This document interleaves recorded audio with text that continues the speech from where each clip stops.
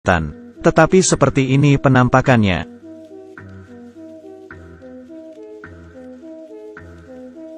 Seorang pianis tunanetra membunyikan bel pintu rumah pria kaya itu. Namun tidak ada yang membuka pintu.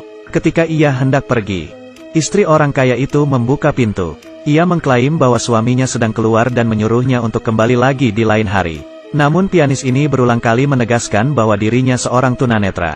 Tidaklah mudah baginya untuk datang. Pembicaraan mereka menarik perhatian tetangga. Dengan terpaksa, wanita membiarkan pianis masuk ke dalam rumah. Kemudian wanita bertanya kepada pianis bahwa ia buta total atau setengah buta. Pianis menjawab bahwa dirinya buta total. Ketika ia berumur 14 tahun, kepalanya terhantam bola kriket. Ia terpaksa memotong saraf optiknya demi keselamatan nyawanya. Dan ia kehilangan penglihatannya. Kemudian, wanita ini menelpon suaminya di depan sang pianis, menanyakan tentang pertunjukan piano. Setelah mendapat konfirmasi, pianis mulai memainkan piano dengan mahir. Setelah selesai, ia melihat sepasang kaki tergeletak di ruang tamu dan berlumuran darah. Pianis ini terkejut melihatnya. Ternyata ia bukan seorang tunanetra. Ia memakai kontak lens dan berpura-pura buta. Pianis berpura-pura tenang. Ia meminta izin untuk ke toilet. Wanita ini mengarahkannya. Kini ia melihat lebih jelas. Yang tergeletak di lantai adalah kliennya. Tak diragukan lagi. Pasti wanita ini yang telah membunuhnya. Pianis sampai di toilet lalu mengunci pintu. Ia perlahan membuka tali pinggangnya. Ia terlihat sama sekali tidak takut. Kenapa ia masih berpura-pura? Karena ia melihat seorang pria berdiri di belakang pintu, menatapinya dengan tajam sambil memegang pistol. Pianis menebak bahwa pria ini adalah selingkuhan wanita. Mereka yang telah membunuh pria kaya itu. Demi bertahan hidup, ia hanya bisa terus berpura-pura buta. Seolah-olah ia tidak tahu apa-apa. Dan berjalan kembali ke hadapan piano. Memainkan pianonya seperti biasa. Hal menakutkan adalah selama pertunjukan, ia melihat mereka sibuk membersihkan TKP. Selingkuhannya berpura-pura menjadi suami yang baru pulang. Lalu perlu pergi lagi demi urusan bisnis.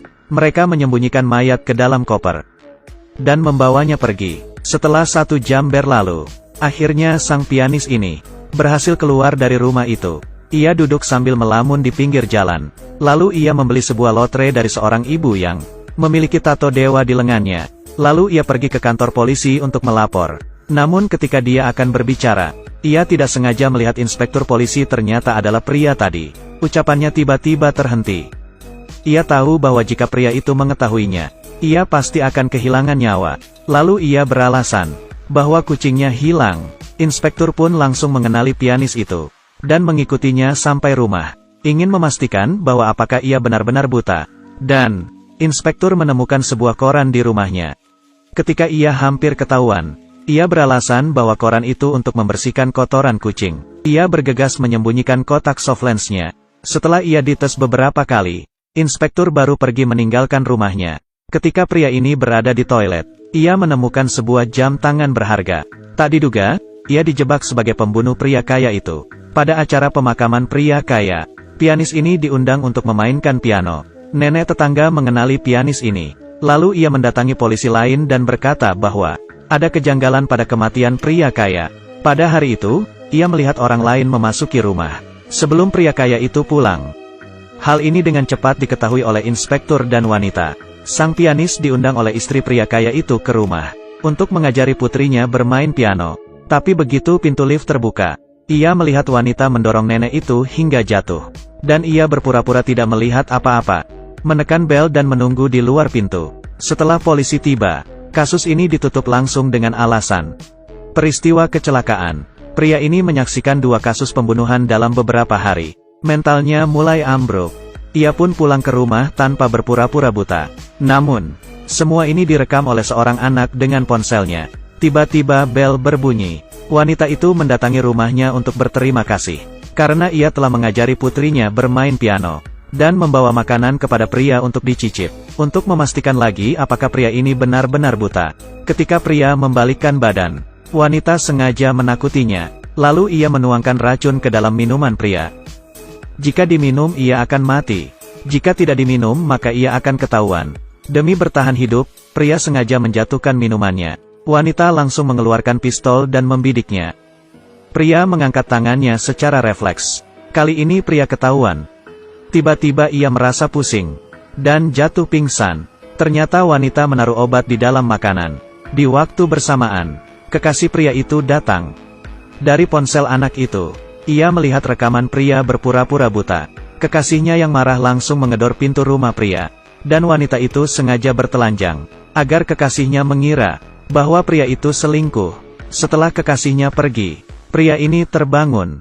Tetapi matanya telah dibutakan oleh wanita itu. Malam harinya, inspektur yang masih khawatir mendatangi rumah pria, hendak membunuhnya. Namun pria berhasil melarikan diri. Ia berlari di jalanan dengan panik, lalu menabrak tiang listrik dan pingsan. Inspektur mengira pria telah berhasil lolos. Tak disangka, tiang listrik itu malah menyelamatkan pria. Pria diselamatkan oleh ibu penjual lotre, lalu membawanya ke dokter untuk mengobati matanya. Ketika mereka tahu bahwa pria ini hidup sendirian, sebuah rencana jahat datang menerpanya.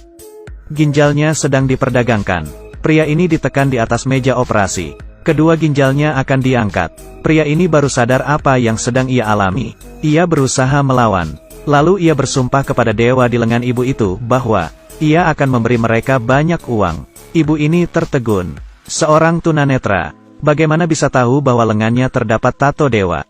Kemudian, pria menceritakan tentang inspektur dan wanita kaya itu kepada mereka. Mereka akan bekerja sama demi uang. Mereka menggunakan pria sebagai umpan untuk menculik wanita kaya itu, lalu memberitahu kepada istri inspektur tentang perselingkuhan suaminya lewat telepon, dan mengancamnya untuk memberi mereka uang. Jika tidak, masalah suaminya akan dipublikasi. Istri inspektur menyetujui permintaan mereka, tetapi seringkali karena uang, sifat buruk manusia akan terungkap. Setelah mereka mendapatkan uang, mereka langsung mengikat pria ini bersama wanita kaya itu di dalam gudang. Supir dibunuh oleh inspektur saat mengambil uang. Di saat darurat, ibu ini memutuskan listrik lift. Inspektur terperangkap di dalam lift. Karena panik, ia terbunuh oleh tembakan pelurunya yang nyasar.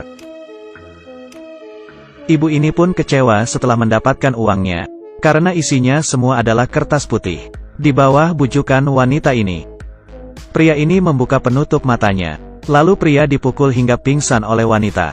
Ketika dokter bergegas tiba, ia pun hampir tewas terbunuh olehnya. Di saat darurat, pria ini menyelamatkan sang dokter.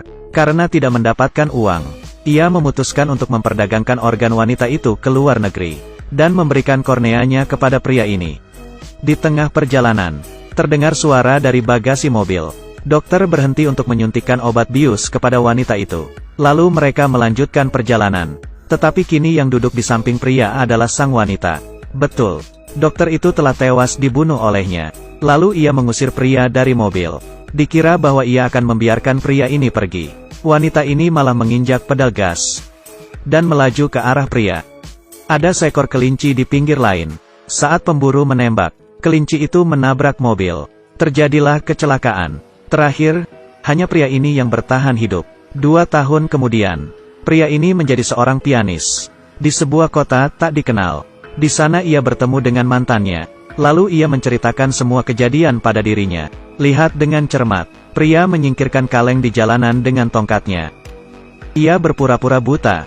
Dengan kata lain, ia berbohong. Ketika perjalanannya, mengantarkan wanita itu ke luar negeri bersama dokter.